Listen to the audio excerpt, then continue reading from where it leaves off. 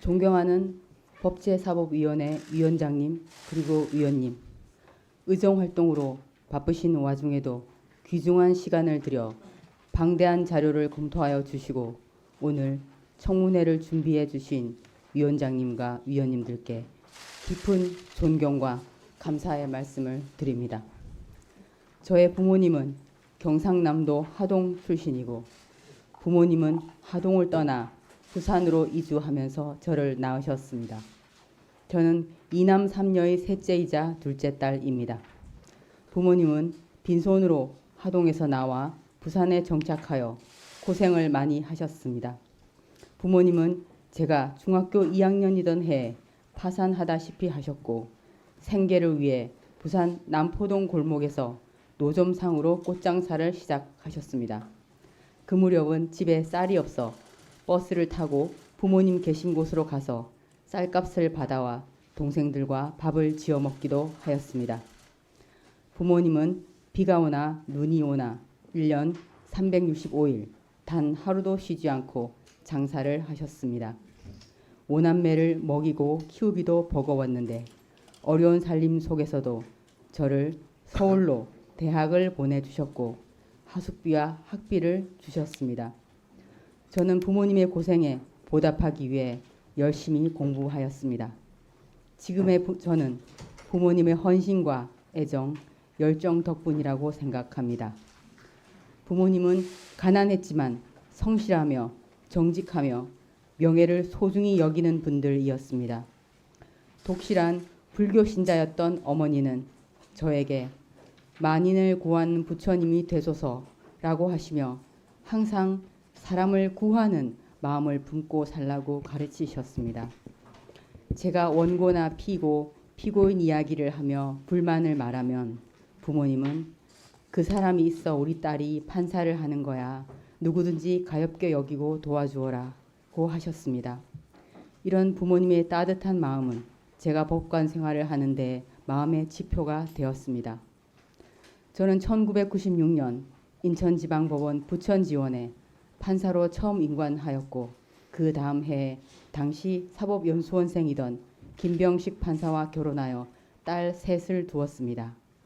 남편인 김병식 판사는 겉으로는 조용하고 말이 없지만 굳센 의지와 선비 정신을 가진 사람으로 제가 법관 생활을 하는 동안 때때로 길이 헷갈릴 때마다 대쪽 같은 이정표가 되어 주었습니다. 김병식 판사는 1999년 서울지방법원에 예비판사로 임관하였는데 저와는 임관 일자가 3년이 차이가 나서 법관 경향교류 원칙에 따르면 평생 동안 주말 부부를 해야 하는 걱정이 있었습니다. 저희 부부는 가족이 함께 살기 위해서 대전에서 계속 근무하기로 마음을 먹었습니다.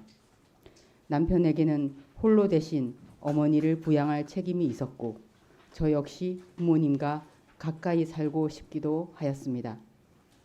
대전 충남 지역에서 근무하는 동안 저는 함께 근무한 선배, 동료, 후배 판사로부터 한량없는 가르침을 받았고 함께 근무한 직원들로부터는 진심 어린 친절과 배려를 받았습니다. 법정에 온 재판 당사자들은 흠이 많은 저에게 판사님 하면서 저를 믿고 따라 주었습니다.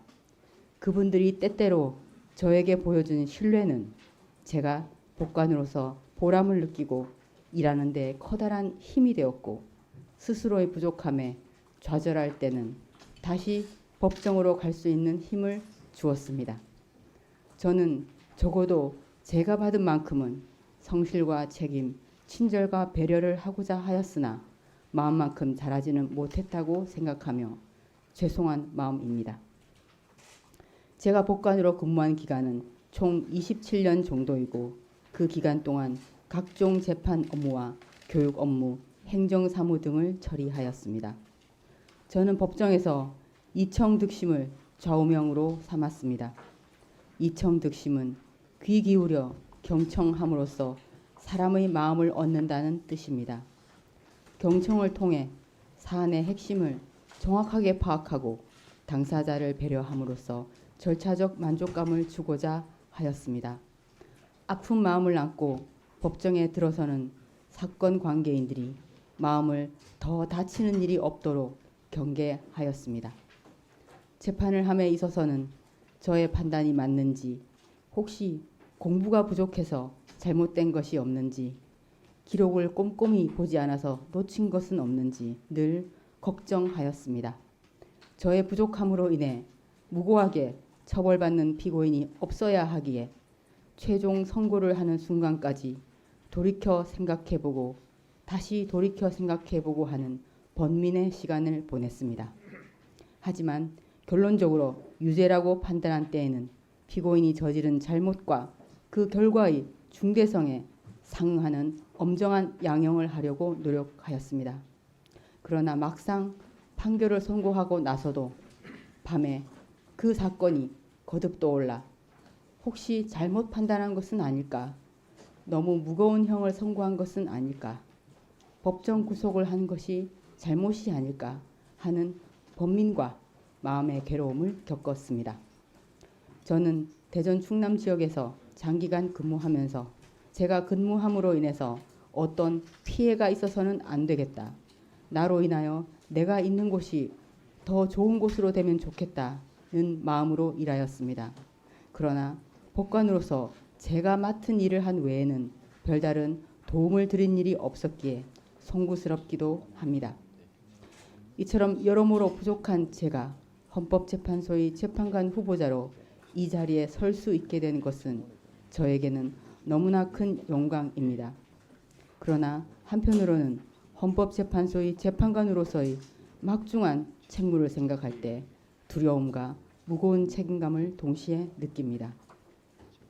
이 자리는 헌법재판관 후보자로 지명된 제가 국민의 대표이신 위원님들로부터 자질과 능력을 검증받는 자리입니다.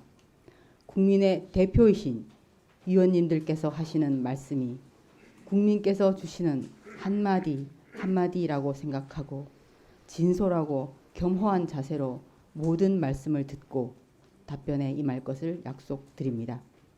존경하는 위원장님, 위원님, 헌법재판관은 법률과 사회, 경제, 문화에 대한 풍부한 식견과 통찰력을 바탕으로 균형 있는 판단을 내려 갈등 상황에서 우리 사회가 앞으로 나아갈 방향을 제시하며 국민의 기본권을 수호하는 중책이라고 생각합니다. 저는 부족한 점이 많지만 27년간 재판의 생생한 현장에서 단련한 사회, 경제, 문화에 대한 지식과 경험, 제가 가진 소통과 공감 능력은 헌법재판관으로서 실효적이고 현실적인 판단을 하는 데 도움이 되리라고 생각합니다. 오늘 위원님들의 검증을 통하여 제가 헌법재판소 재판관에 임명되는 영광이 주어진다면 법관으로서 쌓아온 지식과 경험을 바탕으로 헌법재판관의 업무를 성실히 수행하겠습니다.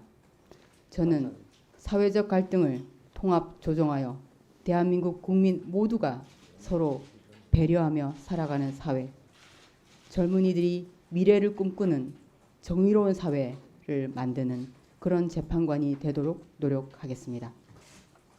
국민을 대표하여 이 자리에 계신 위원장님, 위원님, 애정으로 지켜보아 주시고 끊임없는 지도와 격려를 부탁드립니다.